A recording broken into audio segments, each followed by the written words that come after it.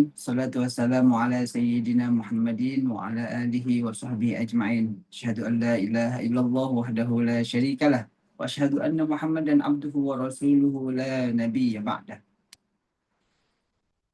Alhamdulillah pada pagi hari ini kita berjumpa kembali di eh, majelis di Majelis Keluarga Indonesia. Pagi hari ini kita akan membahas masalah hukum.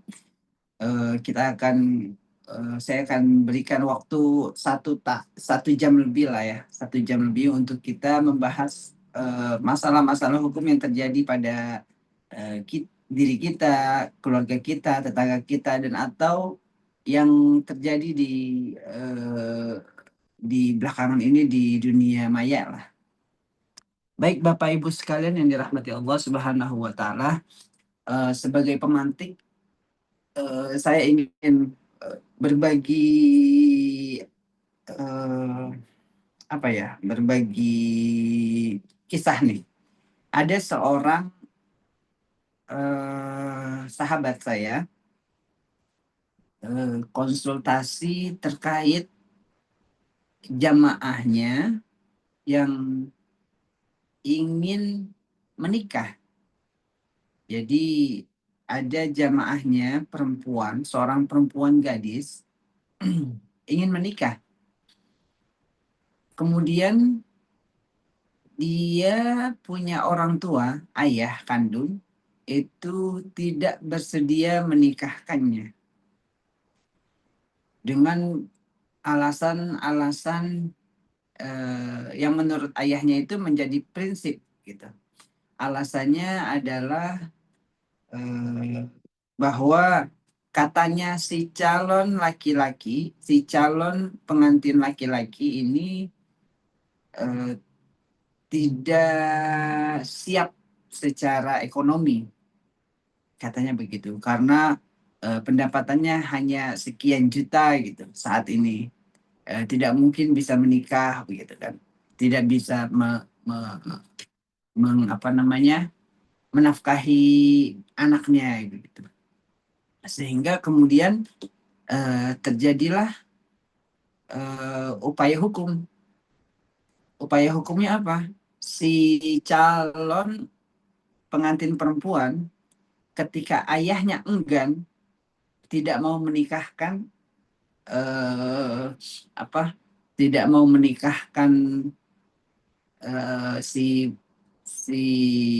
dirinya gitu, tidak mau menikahkan dirinya si calon pengantin perempuan, maka dia memohonkan kepada pengadilan agama,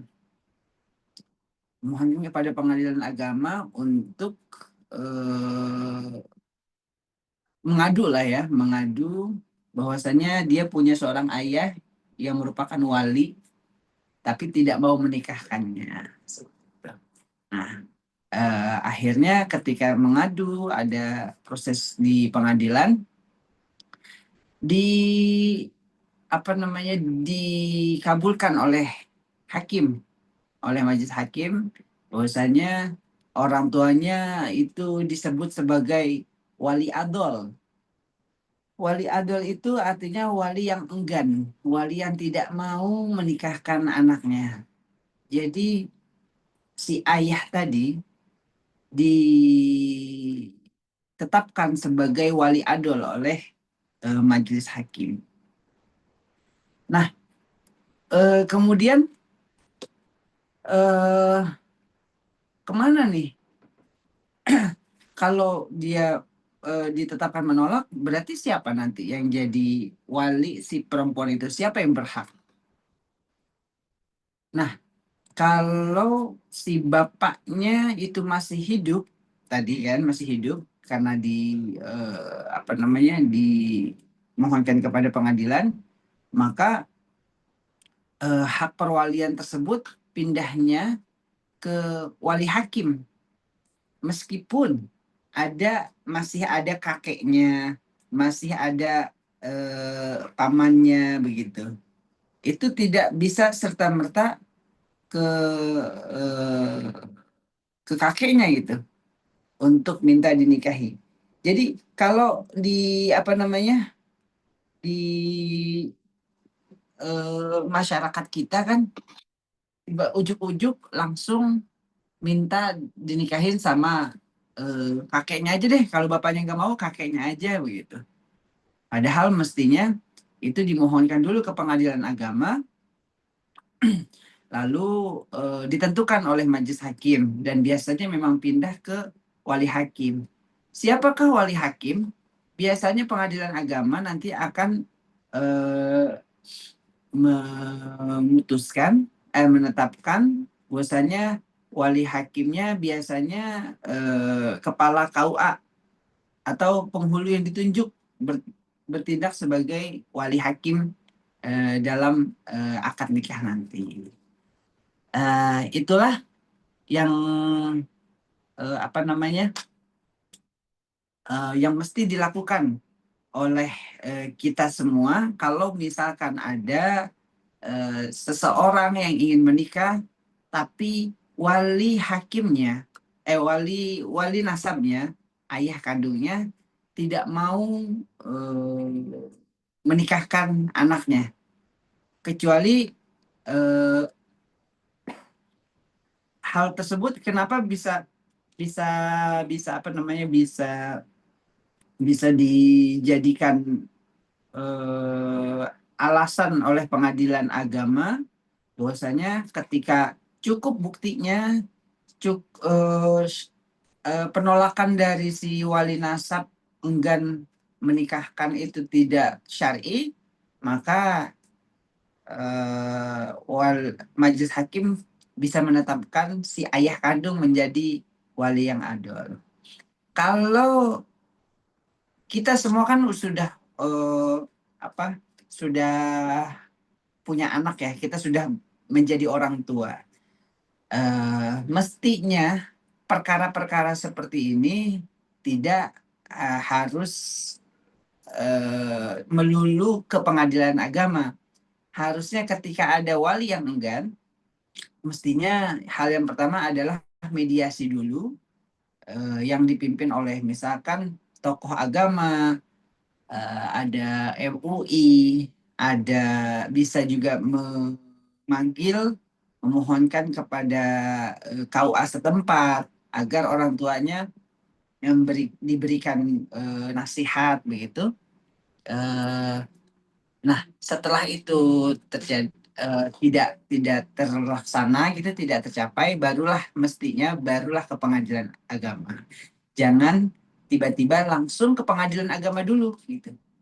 Tapi mestinya memang ke mediasi dulu di tahapan-tahapan kekeluargaan dengan menghadirkan orang-orang yang secara eh, tingkat, secara status, secara apa namanya ke ke kebijakan begitu bisa lebih dipahami oleh si wali nasab tadi. Ya, mungkin itu salah satu problematika yang ada di sekitar kita dan sebagai pemantik nanti kita akan bisa perdalam lagi dalam konsultasi atau tanya jawab di majelis hukum kita kali ini. Ya, Ustaz Kholis, saya persilahkan.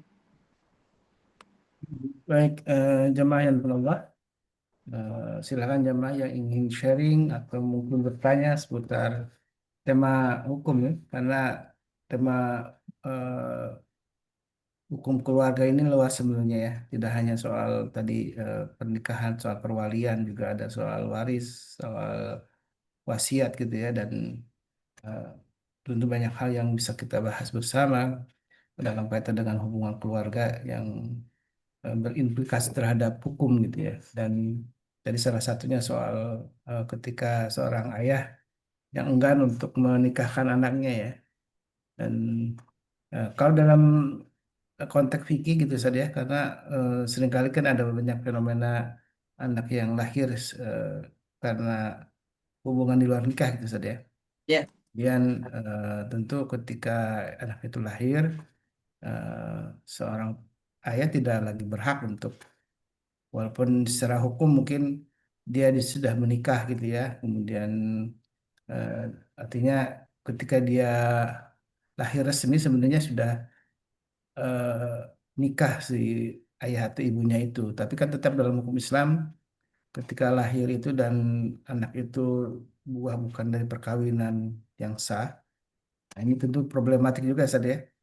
Karena dalam hukum Islam ya berarti harus wali hakim gitu ya yang menikahkannya, tidak boleh ayah biologis gitu. Karena secara hukum anak Islam memang dia ber, bernasabnya ke ibunya, tidak kepada ayah biologisnya gitu kan ya.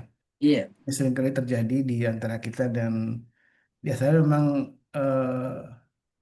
mungkin karena juga ingin jaga tentang aib, ini persoalan seringkali dilematis Ustaz. Antara kemudian terus terang gitu kan, kemudian eh, tapi harus menjaga aib masa lalu dan supaya tidak juga rusak hubungan keluarga dengan apa namanya besan gitu kan. Nah, ini apa solusi terbaik ketika memang itu terjadi Ustaz? ya. Jadi begini, eh, terkait anak yang lahir dari hubungan sebelum nikah ya, itu memang bukanlah bernasab kepada ayahnya. Oleh karena itu, efeknya si ayah ini tidak boleh jadi wali nasab. Nah, lalu bagaimana solusinya? Solusinya adalah memang dalam hal ini yang paling apa namanya, yang paling terpukul tentunya si anak ya, kalau kita terus terang. Cuma eh, si orang tua menikah kan katakanlah di umur 25 tahun nih menikah. Si orang tua itu sejak anak lahir sampai 25 tahun, kalau orang tua yang baik, ya dia kan pasti akan tahu eh, bagaimana karakter anaknya. Dia akan mempelajari karakter anaknya. Ketika dia tahu bahasa psikologi anaknya, maka dia akan menemukan solusi-solusi terhadap apa yang akan dihadapi oleh anaknya gitu. Kecuali memang orang tua yang tidak tahu, orang tua yang tidak mau tahu bagaimana keadaan anaknya. Nah, dia nanti akan kebingungan gimana cara ngomongnya itu. Karena hal ini tidak bisa kita generalisir. Semua orang itu pasti punya permasalahannya masing-masing. Jadi yang pertama ya dia harus mengetahui anaknya seperti apa. Yang kedua, bisa saja dalam eh, waktu tertentu, dalam waktu tertentu si orang tua ini eh, mengeluarkan alasan. Kalau misalkan dia takut ya, sekali dia takut untuk berterus terang, dia khawatir untuk eh, apa namanya eh, menjadi polemik baik di dalam keluarganya ataupun di calon keluarga besan. Kalau misalkan itu menjadi khawatir menjadi polemik, maka si si orang tuanya ini orang tua biologis ya, orang tua biologis ini diperbolehkan untuk membuat alasan yang eh, dibenarkan lah. Kayak misalkan begini, si orang tua bilang, nah sepertinya saya tidak sanggup untuk menikahkan, untuk tidak sanggup menjadi wali. Nanti saya izin ya, yang jadi wali adalah eh, kepala KUA-nya aja begitu. Misalkan seperti itu. Hmm. Misalkan seperti itu. Ya. Jadi eh, apa namanya? Banyak banyak cara sih dan itu bisa dibicarakan dengan baik oleh apa namanya? Oleh orang tuanya kepada orang-orang lain. Ustaz Kholis, Iya. Seperti itu jawaban dari saya. Tapi saya izin ini sepertinya ada yang penting sebentar aja. Ustaz Kholis, ini ibu saya nelpon. Iya, silakan Ustaz. Ustaz. Sebentar ya, sebentar. Nanti bisa sambil di ini sama teman-teman. Saya izin 5 menit. Tuben-tuben ini. Ya, Siap, siap. sebentar Ini ya. lebih penting, silakan Ustaz. Ya, ya, ya. Makasih. Baik jamaah yang dirahmati Allah. Silakan yang ingin sharing, mungkin bertanya nanti bisa disampaikan di dalam bahan diskusi ya ketika Ustaz Saifullah kembali lagi ke Zoom. Tadi sudah dibahas tentang salah satu memang upaya kita tetap menjaga kalau dari pendapat Bu Ustaz Saifullah memang kalau ketika madorotnya akan eh, besar bisa tetap dirahasiakan, tapi tetap bagaimana caranya mencari alasan supaya eh, apa namanya wali hakim itu tidak juga menjadi eh, perdebatan itu ya ketika eh, wali nikah itu kemudian diserahkan ke wali hakimnya gitu ya. Ya mungkin seringkali kita melihat di lapangan ya beberapa hal yang terjadi gitu ya dan itu jangan sampai mudah-mudahan kita awal jauhkan kita ya dari berbagai musibah seperti itu dan fitnah besar gitu dalam keluarga tentu akan menjadi pemicu nantinya ketika persoalan-persoalan ini bisa terjadi di antara keluarga kita ya. Dan bisa jadi nanti eh, akan berdampak juga terhadap si anak gitu ya. Hubungan dengan besan dan lain sebagainya. Mudah-mudahan Allah Subhanahu wa taala jaga kita semua ya. Dan jamaah yang Allah, tentu kita bersyukur ya atas semua anugerah ini kita bisa ngaji dari awal kita sudah eh, terindukasi bagaimana kita menghadapi bagaimana persoalan keluarga dari aspek hukum, terutama kalau yang kita hadapi tentu dari soal apa namanya soal memberikan pendidikan terbaik untuk anak-anak kita sehingga anak kita terjaga dari fitnah-fitnah dalam pergaulan gitu ya. Dan salah satunya juga yang terus kita harus jaga adalah syariat Islam harus kita tetap pertahankan, harus kita jaga. Salah satunya ketika kita memiliki harta, tentu harta yang kita miliki jangan sampai menjadi fitnah tentunya. Karena biasanya ketika kita sudah meninggal, kemudian hartanya jadi rebutan keluarga kita, maka itu menjadi eh, fitnah besar gitu ya. Dan salah satu yang selalu kita berdoa kepada Allah Subhanahu Wa Taala adalah eh, kan kita berdoa selalu ada kebaikan dalam kehidupan kita di dunia dan juga kebaikan di akhirat kelak. Salah satunya dinikmati ketika di alam kubur sebagai gerbang awal kita tidak terhindar ya dari berbagai fitnah dunia, salah satunya dari eh, keturunan anak-anak kita ya. Silakan mungkin udah selesai Ustaz buat Ya, Alhamdulillah.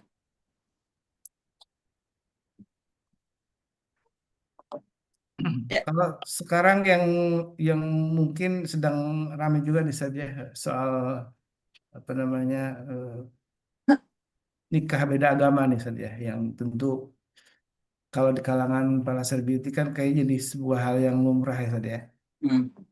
apa namanya pernikahan beda agama itu kayaknya tidak menjadi satu persoalan gitu ya berbagai macam upaya dilakukan gitu kan ya dan ada yang misalkan sudah menikah kemudian masuk Islam gitu ya salah satu pasangan itu kemudian setelah bercerai balik lagi ke agama lain gitu kan ya ini hal yang kita lihat itu miris ya ternyata agama dengan mudah bisa berpindah gitu karena urusan yang sifatnya apa namanya ya pernikahan gitu ya padahal agama adalah sebuah keyakinan yang tentu harusnya dimiliki oleh siapapun bukan karena eh, apa namanya bernikah atau apa, tapi lebih karena memang satu keyakinan yang utuh gitu ya. Oke, saya bacakan beberapa chat ini lebih ke komentar tentang Masya Allah ya teladan dari Ustaz Saifullah yang mengedepankan ketika ini. So, telepon langsung ya dijawab ya. Oke. Ya, bisa kita sharing bareng, konsultasi atau apa? Ada yang mau konsultasi? mungkin soal waris juga seni, karena antum pun baru selesai yang kemarin sempat cerita semalam itu, membahas tentang warisan ini sangat pelik sebetulnya ya, yang seringkali ya kita walaupun sudah tahu apa namanya hukumnya atau patokannya yang ada dalam syariat ini, tapi seringkali ketika di lapangan itu memang tidak langsung dieksekusi, San.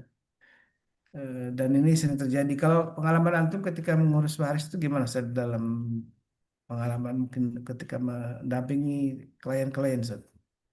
Iya, eh, pertama kalau mengenai waris, eh, saya selalu yang pertama kali adalah mendengarkan dengan sabar apa yang orang-orang itu inginkan, apa yang orang-orang tersebut permasalahkan. Misalkan kalau masalah waris, ada orang datang ke saya yang calon klien gitu, saya juga tidak akan serta-merta mengiyakan si klien saya. Saya akan mendengarkan lebih dulu dan kemudian mencarikan solusi terbaiknya buat calon klien gitu. Kayak misalkan gini, ada orang Islam datang gitu kan, dia berperkara waris dengan saudaranya oleh karena si dia beranggapan adanya tidak tidak apa namanya tidak adil gitu dalam pembagian waris.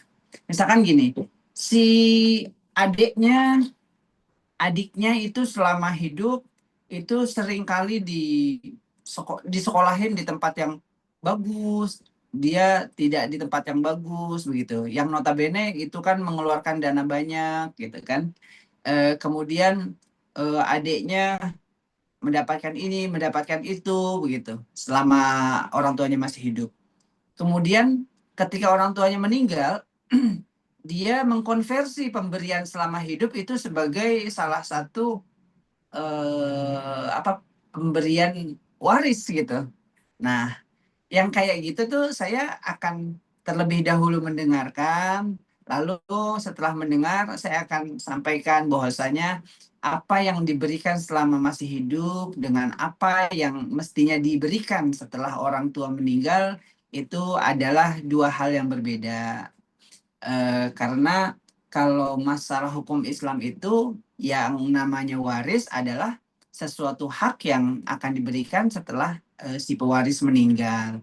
Oleh karena itu kita mesti berlapang dada sebetulnya terhadap apa yang diberikan oleh orang tua selama dia masih hidup begitu kan. Itu dari sisi kita, dari sisi anak. Yang kemudian dari sisi kita saat ini yang orang tua sebetulnya itu menjadi catatan buat kita semua, menjadi pelajaran buat kita semua. Jangan sampai kita memberatkan satu anak terhadap anak yang lain. Kita mengagungkan satu anak terhadap anak yang lain. Tidak boleh itu. Kalau misalkan kita memberikan sesuatu, tidak boleh pilih-pilih. Oh, kalau anak ini harus lebih hebat, yang ini tidak boleh gitu. Nah, itu menjadi pelajaran juga buat kita nih orang tua supaya kemudian hari tidak menjadi polemik. Hal tersebut ada gitu. Itu dikonversi walaupun secara hukum positif kemudian ya itu tidak akan bisa apa namanya tidak akan bisa eh, menangkan oleh si orang yang mempunyai masalah tersebut. Tadi misalkan calon klien saya, oh dia kan sudah dapat ini selama itu. Nah, tetap aja yang namanya harta waris adalah dihitung ketika si orang tua itu sudah meninggal. Begitu, Ustaz Khalis. Iya. Itu salah satu permasalahan yang ada di tengah-tengah kita. Gitu. Nah, ada kasus gini nih, Sad. Jadi seorang orang tua gitu ya, Ya, yang sudah menyekolahkan anak laki-lakinya, memang qadarullah juga anak laki-lakinya cerdas, kemudian berprestasi, sehingga disekolahkan di sekolah-sekolah favorit yang harganya lebih mahal gitu ya. di sampai kuliah dan lain sebagainya, bahkan mungkin ke luar negeri gitu ya. Dan ini sempat kejadian saat ketika dia punya dua anak laki-laki dan perempuan ya. Yang perempuan ini biasa-biasa aja, sekolah yang mungkin murah gitu kan ya. Hmm. Karena mungkin dia tidak semenonjol kakaknya yang laki-laki, tapi ketika apa namanya harta waris itu di ini, justru tetap kalau pembagian dalam Islam kan laki-laki lebih besar gitu ya daripada perempuan gitu kan ya, dua kali lipat. Nah, ini apakah eh, bagaimana cara menyadarkan, melakukan edukasi tentang rasa keadilan gini, San? Oh ini ya sudah menghabiskan banyak harta gitu kan ya untuk menyekolahkan sampai mungkin S2, S3, bahkan ke luar negeri gitu ya.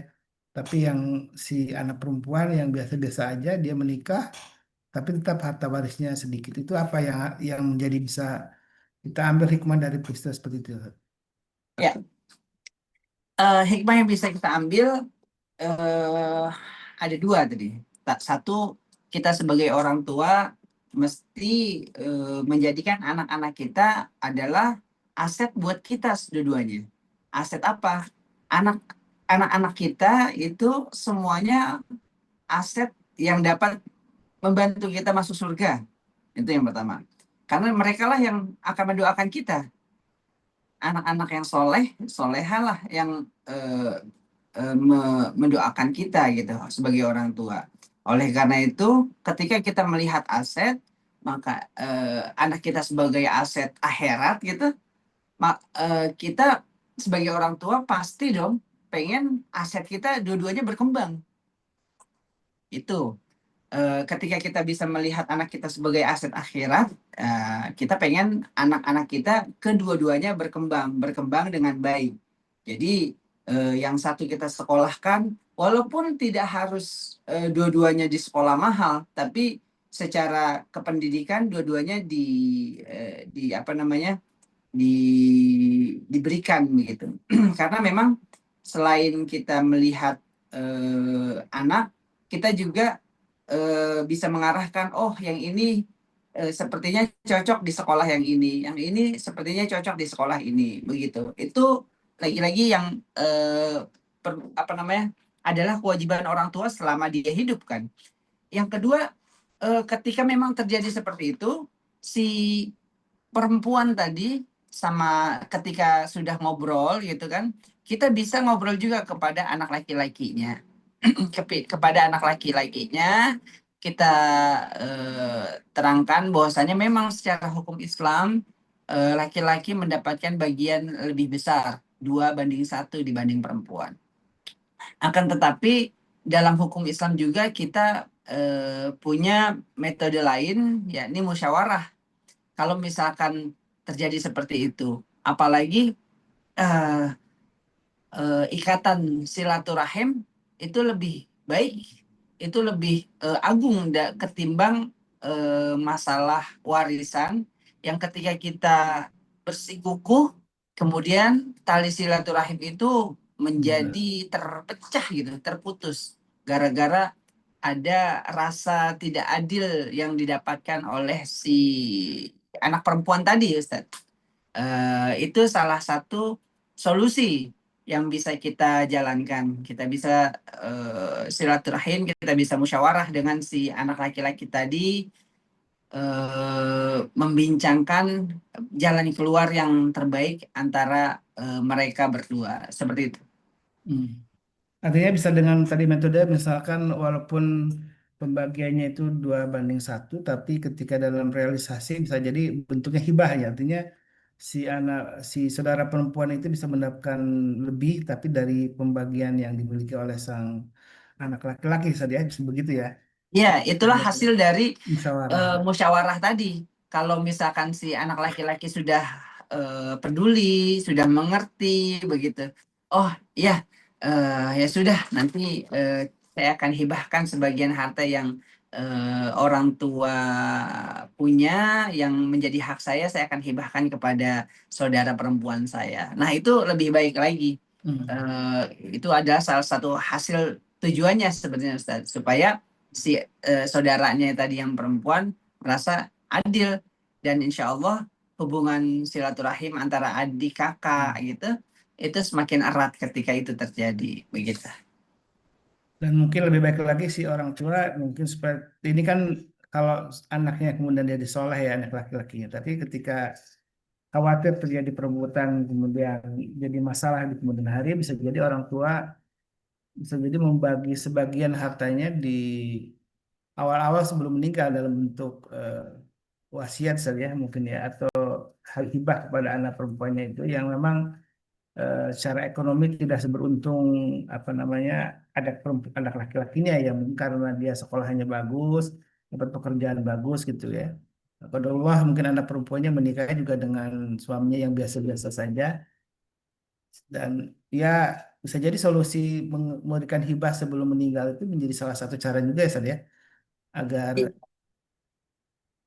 Ya, terjaga gitu ya. hibah wasiat pernah kita bahas itu menjadi solusi untuk meminimalisir permasalahan gugatan waris ya. Hmm. Eh, Cuma ketika menghibahkan atau wasiat itu mesti betul-betul dituangkan dalam akta notaril gitu supaya tidak kemudian menjadi masalah hukum lagi di kemudian hari. Iya, Kalau hibahnya hanya verbal, nanti pihak yang satu merasa tidak setuju dan menggugat, tetap bisa jadi masalah. iya. Karena itu buat kita orang tua ketika ingin meminimalisir gugatan-gugatan waris di kemudian hari, entah bagaimana anak-anak kita, tapi mudah-mudahan anak-anak kita soleh dan soleha. eh, yang tadi disampaikan oleh Ustadz Khalis itu benar. Jadi sebelum katakanlah kita sudah berusia lanjut gitu, sudah 60 sekian karena Nabi Muhammad sudah kasih kisi-kisi umurku ya, umur umatku ya 60 sekian gitu ya Ustadz Khalis. Nah, itu waktunya tuh untuk sudah kita bagi aja ini atas nama si kita kumpulkan anak kita. Nah, ini harta ibu yang sekian saya kasih ke kamu ya. Yang ini saya kasih ke kamu. Gimana nih? Pada ikhlas? Ikhlas. Alhamdulillah ya sudah. Karena dihibahkan langsung bikin akta hibah, baliklah nama. Begitu Ustaz Khalis. Iya. Lalu misalkan wasiat, wasiat terhadap apa? Terhadap harta yang belum dibagikan. Nah, kalau harta yang belum dibagikan ini karena Bapak Ibu kan masih ada, ini masih harta Ibu ya, Bapak Ibu. Tapi nanti kalau Bapak lebih dulu meninggal begitu, maka sebetulnya Ibu mendapatkan sekian. Kalau Ibu sudah lebih dulu meninggal, maka Bapak mendapatkan sekian. Dan lainnya adalah kamu dan kamu begitu. Nah, tapi saya sebagai orang tua nih kita mau ingin membuat wasiat. Bagaimana? Setuju nggak? Setuju, misalkan kayak gitu. Nah, seperti itu Ustaz Kholis. Tapi ingat wasiat itu tetap maksimal sepertiga, dua pertiganya tetap diatur menjadi ketentuan faraid seperti itu. Baik nih Bu Reni silakan. Terima kasih Ustadz Halis, Ustadz Saifullah. Ya, Alhamdulillah kita ketemu lagi ya pagi ini. Saya juga Alhamdulillah ini bisa ikutin kajian Ustadz Saifullah pagi alhamdulillah. ini. Tadi saya ini Ustadz tadi yang mengenai kalau Bapak biologi ternyata kita boleh ya untuk demi kebaikan semuanya merahasiakannya. Nah, karena di lingkungan saya ada yang seperti itu dan jadi saya bisa menyampaikan tadi yang disampaikan bahwa itu sebenarnya bisa nggak perlu diungkapkan gitu ya. Jadi wali hakim dengan alasan seperti tadi gitu. Nah, pertanyaan saya sih ini Ustadz tentang ahli waris.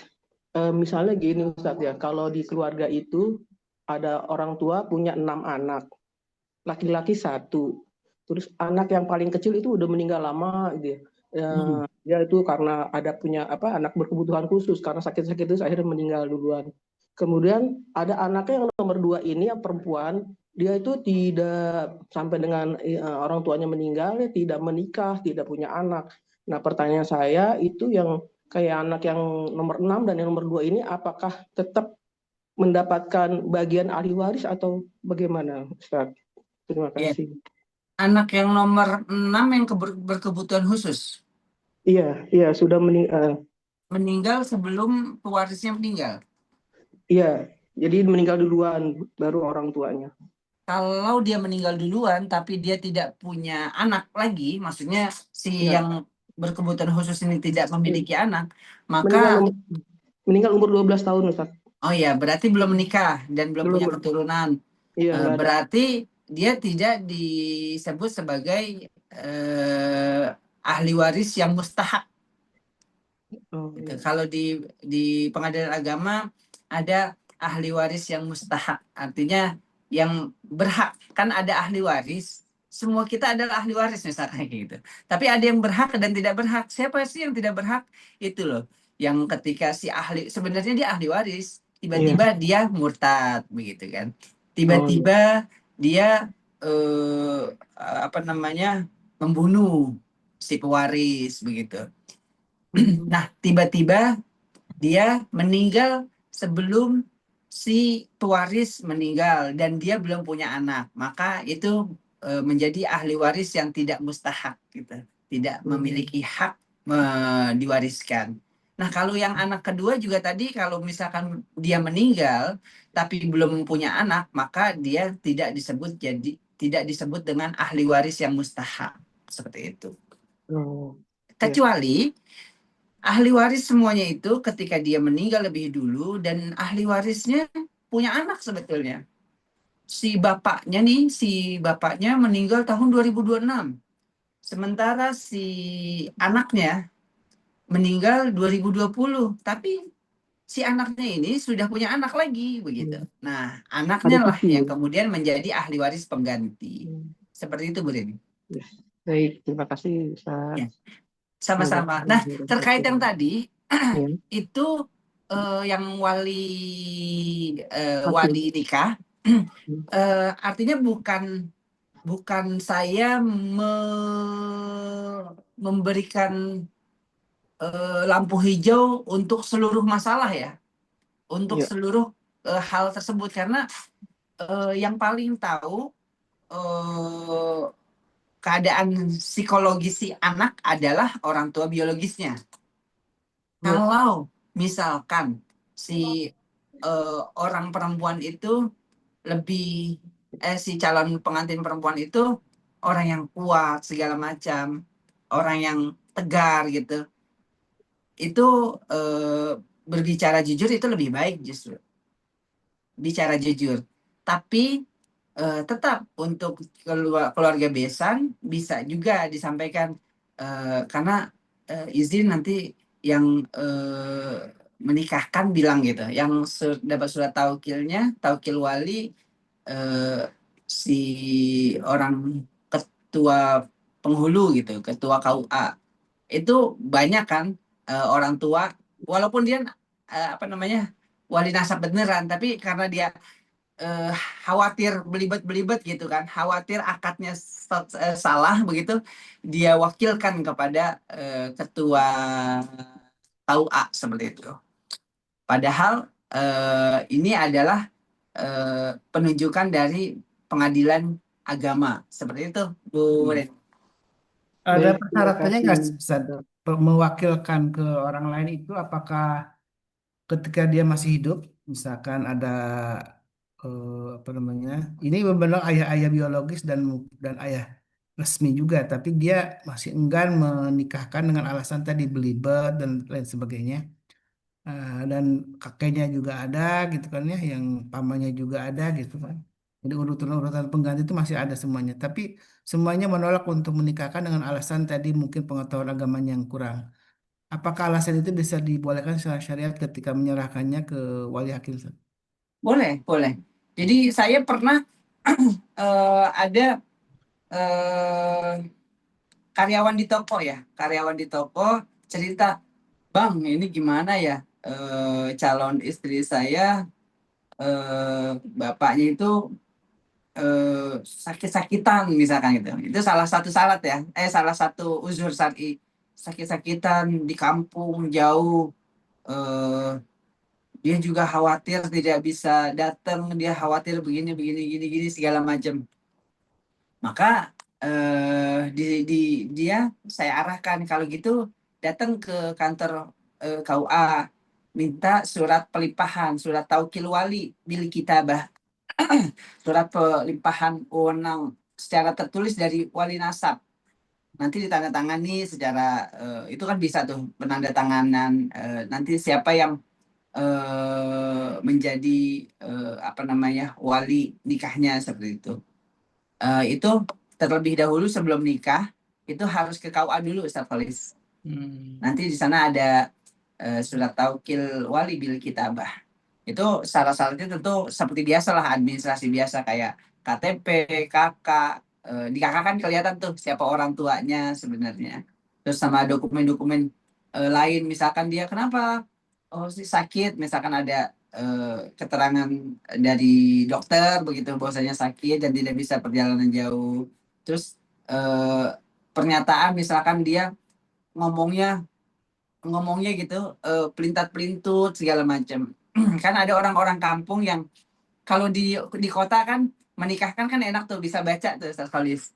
Saya nikahkan dan saya kawinkan anak saya Fulanah binti Fulan dengan seorang laki-laki bernama Fulan bin Fulan dengan mas kawin tersebut tunai begitu kan. Dia bisa baca. Tapi kalau orang tuanya yang tidak baca disuruh menghafalkan, malah nanti bisa jadi seperti kejadian-kejadian yang lucu-lucu gitu di media sosial, yang orang tuanya yang biasa bisa kan orang tuanya biasa mancing tiba-tiba strike begitu misalkan habis ini strike gitu, habis menikahkan dia bilang strike begitu, bukannya tunai tapi strike begitu.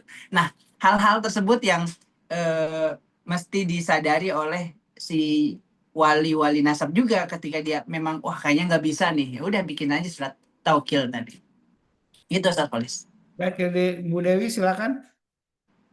Saya habis Bu Dewi, Bu Meli ya. Silakan Bu Dewi. Assalamualaikum Ustadz. Waalaikumsalam. Izin bertanya, ini lagi kurang sehat badan. Begini Ustadz, saya tuh kan 7 bersaudara. Ya. Kakak saya perempuan di bawah laki-laki 5. Nah, dulu memang saya dulu bekerja ya, baru resign 2013 karena kanker. Nah, udah gitu ayah saya kan kerjanya ayah saya kan angkatan udara di dinas di TNI di Mabes TNI AU di Jakarta. Nah, ketika itu yang baru kerja saya, kakak sama adik. Nah, ke bawahnya ada yang kuliah, ada yang SMA, ada yang SMP, ada yang SD ya. Nah, udah gitu ayah saya tuh karena sibuk di Jakarta, jadi menyuruh adik saya yang laki-laki itu yang udah kerja beli suatu rumah ya, beli rumah atas nama dia berarti ya karena ayah saya nggak bisa gitu ya. Udah gitu, nah udah dibeli, nah udah jadi aja gitu ya. Udah gitu, nah akhirnya tempati sama mama karena mama pulang ke Bandung kan, udah ketika pensiun, nah gitu pulang ke Bandung. Nah udah gitu. Nah ketika itu kan ada tanah huk tuh, Ada apa? kata tanah huk Oh, sisa Hope. sisa tanah. Okay. Terus ayah saya bilang gitu katanya, Dewi itu ada tanah lebih sekian juta, coba kamu sama kakak kamu sama adik kamu katanya rundingan beli gitu kan, kan bapak udah pensiun. Akhirnya dibelilah kita sama kita bertiga, Ya. akhirnya dibikin lah gitu. Dengan duit Saya kan siapa, pendaftaran Bu? bertiga, Duit saya masing-masing kakak, ya? saya kakak adik gitu kan. Oke. Akhirnya dibangun. Waktu itu alhamdulillah meskipun saya single parent, saya kerja alhamdulillah waktu itu aku masih kerja akunting di perusahaan swasta, jadi alhamdulillah punya gaji gede gitu. Udah gitu udah dibangun udah gitu, pas saya ngeluarin uang banyak juga sama kakak sama adik bertiga itu lah. Tapi PBB-nya itu atas nama ayah saya, sertifikat atas nama adik saya itu. Oh, Ya bisa begitu.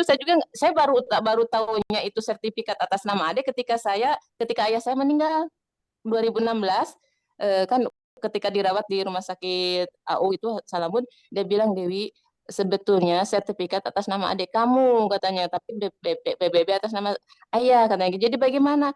Tolong uruskan dengan kakak kamu katanya bertiga gitu. Udah gitu. Nah, ketika udah gitu, udah 7 harinya meninggal ya, saya ngomonglah ke kakak sama ke adik itu yang terus adik saya ngomong gini, kenapa sih katanya ini sertifikat katanya gitu. Apa urusan kamu gitu, adik saya kan. Lah, saya juga nggak tahu, saya baru dititipin sama mama sama ayah gitu kan. Akhirnya ricu tuh, akhirnya kata yang adik-adik yang udah sekarang adik-adik udah gede kan, udah gede udah pada nikah. Nah, karena yang udah pada nikah nih, tuh kata kata mama saya tuh udah aja katanya rumah tuh jual ya. Eh, karena sekarang tempati sama adik saya, yang kedua dari Pak Ahir itu. Nah, ke sama mama mau dijual, terus adik saya nggak mau, kata ini rumah pusaka nggak boleh dijual, kata gitu. Ustadz, nah mama saya kan udah sepuh, udah 87 tahun. Dia lebih lama tinggal di saya.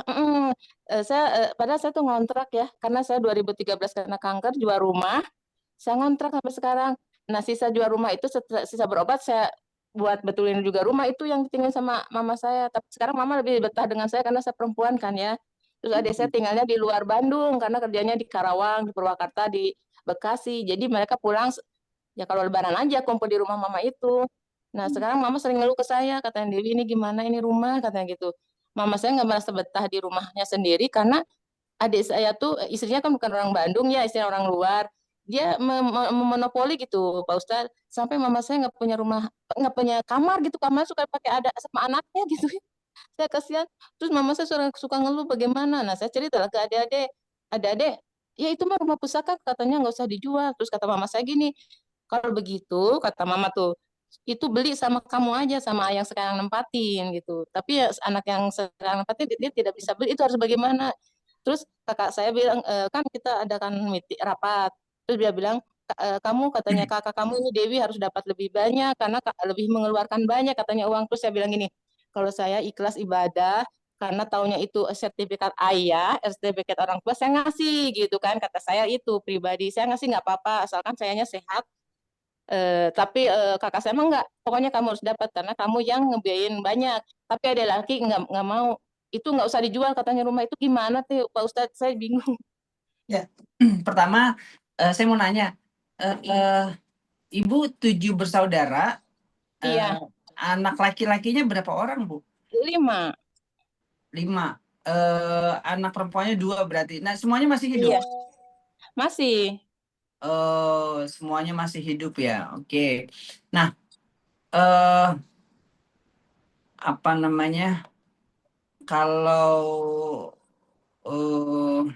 gitu kan, sebentar. Kan ibunya ibu nih, Iya, ibunya ibu kan masih iya, ada, berarti kan karena iya punya ada. anak berarti dapatnya 1/8 ya Bu ya. 1/8, iya. 1/8. Nah, itu kemudian ada 2 anak, 5 anak laki-laki, kalau 2 berarti 10, 10, 12, 13, 8, opernya berarti 48. 4, Yang gimana? laki-laki, yang perempuan 7/48, perempuan berarti 35/48 karena ada 5 ya, 7 kali 5 Iya, ya. Oke. iya. Nah gini Bu, pertama gini, kita pisahkan mana yang sebetulnya harta waris Oh, gitu. iya.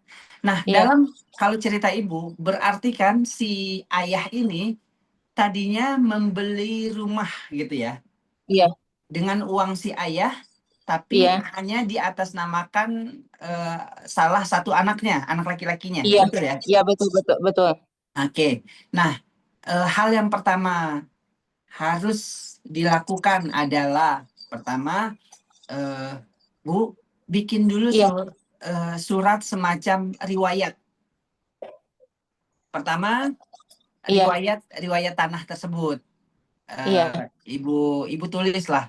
Nanti Ibu bisa konsultasi pribadi ke saya. Nanti saya iya, ajarin baik. bikin apa namanya draftnya, Iya, kronologisnya seperti apa, gitu kan? iya, Nah, iya, nanti Ibu tanda tangan dengan yang lain sama orang tua dulu, ibunya Ibu nih tanda iya, tangan, terus iya, Ibu tanda tangan, terus iya, adik-adik Ibu yang lain atau kakak, Ibu anak iya. keberapa? Kedua, Kedua. Atau iya. kakak dan adik juga ditulis Oh, namanya supaya mereka iya, tahu. Nanti dari situ Ibu baru tahu nih, baru melihat siapa sih orang yang tidak mau mengakui, misalkan yang sampai saat ini atas nama di SHM itu mengakui nggak kalau itu sebetulnya bukan tanah dia, tanah orang tua, mengakui nggak? Eh, Mengakui, adik saya pribadi mengakui ini katanya saya dititipin sama ayah almarhum Nah, suruh beli rumah ini, tapi nah, si istrinya ini gimana? nah gitu Bu. Alhamdulillah tuh kalau mengetahui gitu, enak sebetulnya. Dibikin surat kronologis dulu gitu. Nah, saran saya sih ya paling cuma berapa duit ya, mungkin ke notaris nanti di Bandung ya Bu ya. Iya di Bandung. Nah, itu bikin surat pernyataan bersama secara akta notaril gitu kan. Oh iya iya Nah, iya.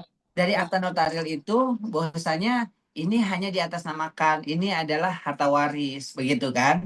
Nah, iya iya. setelah oke begitu, barulah kemudian eh, apa namanya, memohonkan kepada pengadilan agama sebenarnya Bu, bikin Oh PAW. pengadilan agama.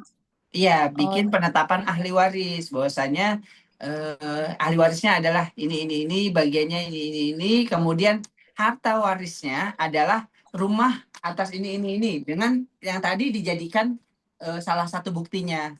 Oh, kenapa oh ini iya dijadikan harta waris, kan SHM-nya atas nama si anak A begitu.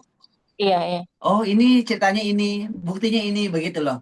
Jadi setelah ada penetapan ahli waris itu eh, itu lebih baik memang langsung dijual, kemudian dibagi dengan Oh bagian masing-masing seperti itu Bu. oh iya. Itu yang lebih Tapi baik. PBB-nya atas nama ayah saya jadi 2 orang gitu gimana? Sebentar gini, ini kita kan ngomongin yang tadi yang Iya dibeli eh, anak anak atas nama anak dulu. Nah, iya. terkait yang yang tanah huk itu Bu, itu bukan harta waris, itu adalah harta harta orang tiga ini, karena yang beli Oh 3 orang ini Bu. oh iya iya iya. Yang beli 3 orang ini. Nah, itu juga ditulis bahwasanya yang tanah seluas sekian itu Iya. bukanlah harta waris. Itu ditulis begitu nanti. Bukan harta Oh iya. waris karena itu adalah harta milik A, B, C. Karena si harta tersebut memang tanah tersebut apa dibeli oleh orang A, B, C begitu. Dan Oh diatasnamakan atas nama ini begitu.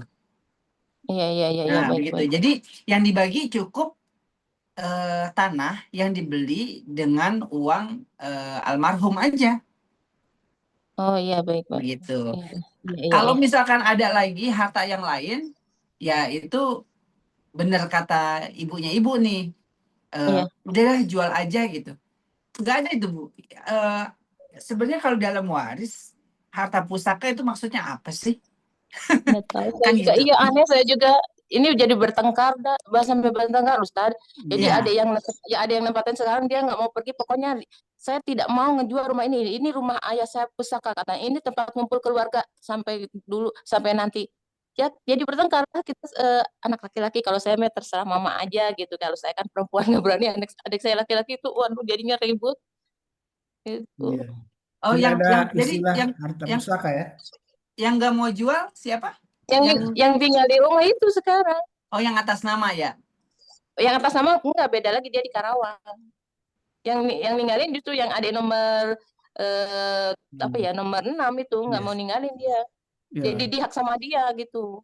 Ya.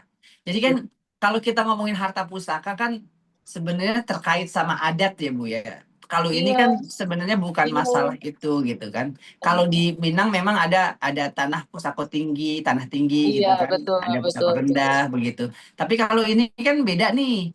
Ini Iya, harta yang memang sebetulnya dibeli atas usaha si ayah gitu, iya, almarhum, iya, dan kemudian iya, diatasnamakan si si apa namanya si satu anak. Nah, iya, kalau misalkan dia nggak mau jual nggak apa-apa Bu. Tapi yang pertama eh, langkah pertamanya emang jangan langsung bilang mau jual, tapi ya udah kita bikin biar semuanya nyata gitu, semuanya aman. Ya sudah kita iya. bikin pernyataan ini ya begitu. Bahwasanya ini adalah harta yang dibeli oleh orang tua almarhum bapak Iya, ini dan iya. hanya diatasnamakan pinjam nama anak ini. Jadi si ini juga mengakui bahwasanya ini bukanlah harta saya tapi harta orang tua saya begitu. Begitu. Ya, Itu ya dulu. baik. Setelah Iya, itu iya. udah dapat di akta notaris, udah enak dah. Mau jual Iya. juga boleh. Karena kalau nggak mau jual, Oh, kalau nggak mau dijual, dia tetap bersikukuh. Maka iya. itu sebenarnya bisa jadi pidana, Bu. Oh, iya. Oh, begitu Iya. ya. Meskipun Oh, saya tidak berharap itu menjadi pidana ya, karena ini kan keluarga semua. iya, Tapi insya iya, iya. Allah ada jalan keluarnya. Nah, salah satu yang paling pertama Ibu harus selesaikan yang tadi tuh, bikin surat Iya, pernyataan bersama di notaris. Tapi nanti kita bikin draftnya dulu. iya, iya, baik-baik, Ustaz. Baik. Iya, Baik. baik-baik. Iya, paham. Kalau Iya, baik. tadi Jadi, tidak ada tanda tangan lengkap, misalkan dari 7 itu hanya tidak satu tanda tangan orang yang lengkap. tidak bertanda tangan, apakah secara akta notaris itu sah nggak, Sat? Kalau tidak ada tanda tangan, misalkan kan kita ngeliat begini, draft itu kan kita majukan dulu, gitu kan. Nah, terus kita lihat nih tanda tangan. Setelah tanda tangan, kan kita kelihatan nih, semuanya mau tanda tangan apa enggak, gitu. Kalau enggak mau Oh, tanda iya, baik. tangan, oh ya sudah, berarti kan ada potensi memang jadi gugatan nih, Bu. Oh, iya, iya. Baik, baik. Tapi si anak satu itu, Bu, insya Allah insya Allah yang atas nama itu, Iya, ya ketika apalagi masih ada ibu nih. Nah, iya, itu dia bisa dibatalkan gitu, bisa kuatlah yang lain gitu. Iya. iya, iya. Baik, Jadi baik, mumpung baik, baik. masih ada ibu, masih ada saudara-saudara, mungkin lebih baik dari sekarang yang disegerakan ya, Ustaz ya. Iya, Iya, harus baik. disegerakan. Kalaupun nanti kemudian dari 7 orang itu ternyata yang keenam yang menempati rumah itu tidak mau menandatangan, tetap tidak ada masalah, Ustaz ya. Iya, Tetap misalkan apakah ada satu ya. akta notarisnya bisa sah nggak ketika ada satu orang yang tidak tanda tangan? Kalau akta notaris itu kan dibuat sebagai pengakuan. Jadi pengakuan orang-orang yang membuatnya di atas akta notaril gitu ya. Nah, akta notaril ini yang memiliki pembuktian yang kuat di pengadilan, begitu sih Ustadz. Oh, iya. Terkait nanti sah atau tidaknya itu hakim yang menilai, begitu. Oh, iya. Tapi Iya. karena ini lebih banyak yang menandatangani misalkan, kemungkinan hakim akan mempertimbangkan siapa sih yang benar begitu Ustaz. Oh, iya. Oh, iya, baik, baik, baik. Iya, baik. Jazakallahu khairan, Ustaz. Ya, sama-sama. Baik, Salam. mungkin buka sesi terakhir ya. Mungkin ada yang ingin bertanya sebelum tutup. Tadi Bu Meli berhalangan, tidak lagi ada keperluan, katanya tidak bisa bertanya lanjutan. Silakan, mungkin ada jamaah yang ingin bertanya lagi. Ini soal waris itu memang sangat penting saja kita pahami, jangan sampai kemudian dibiarkan dan jadi konflik yang berkepanjangan gitu ya.